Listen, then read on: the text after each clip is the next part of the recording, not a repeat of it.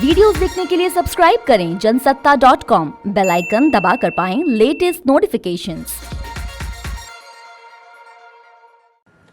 कि जो लोग सेंट्रल विस्टा के प्रोजेक्ट के पीछे डंडा लेकर के पड़े थे, वे बड़ी चतुराई से, बड़ी चालाकी से सेंट्रल विस्टा प्रोजेक्ट का ये भी एक हिस्सा है। 7,000 से अधिक सेना के अफसर जहां काम करते हैं, वो व्यवस्था विकसित हो रही है, इस पर बिल्कुल चुप रहते थे, क्योंकि उनको मालूम था कि जो भ्रम फैलाने का इरादा, झूठ फैलाने का इरादा है, जैसे ही इस बात की सामने आएगा तो फिर उनकी सारी गपबाजी चल नहीं पाएगी। लेकिन आज देश देख रहा है कि सेंट्रल विस्टा के पीछे हम कर क्या रहे हैं। अब देखिए, अब केजी मार्ग और अफ्रीका एवेन्यू में बने ये आधुनिक ऑफिस राष्ट्र की सुरक्षा से जुड़े हर काम को प्रभावी रूप से चलाने में बहुत मदद करेंगे। राजधानी में आधुनिक डिफेंस एन्क्लेव के निर्माण की तरफ ये बड़ा और महत्वपूर्ण स्टेप है।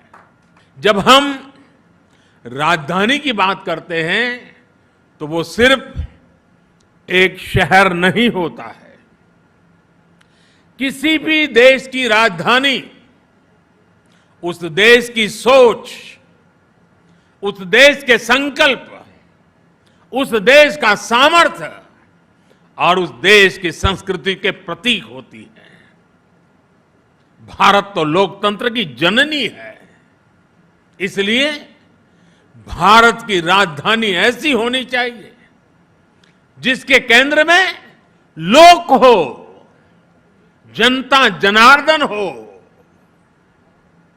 आज जब हम ईज ऑफ लिविंग और ईज ऑफ डूइंग बिजनेस इस पर फोकस कर रहे हैं, तो इसमें आधुनिक इंफ्रास्ट्रक्चर की भी उतनी ही बड़ी भूमिका है। सेंट्रल विस्टा से जुड़ा जो काम आज हो रहा है, उसके मूल में यही भावना है। इसका विस्तार हमें आज शुरू हुई सेंट्रल विस्टा से जुड़ी वेबसाइट्स में भी दिखता है। साथियों, राजधानी की आकांक्षाओं के अनुरूप दिल्ली में नए निर्माण पर बीते वर्षों में बहुत जोर दिया गया है। देश भर से चुनकर आए जनप्रतिनिधियों के लिए नए आवास हो, अंबेडकर जी की स्मृतियों को संजोने के प्रयास हो, अनेक नए भवन हो, जिन पर लगातार काम किया गया है।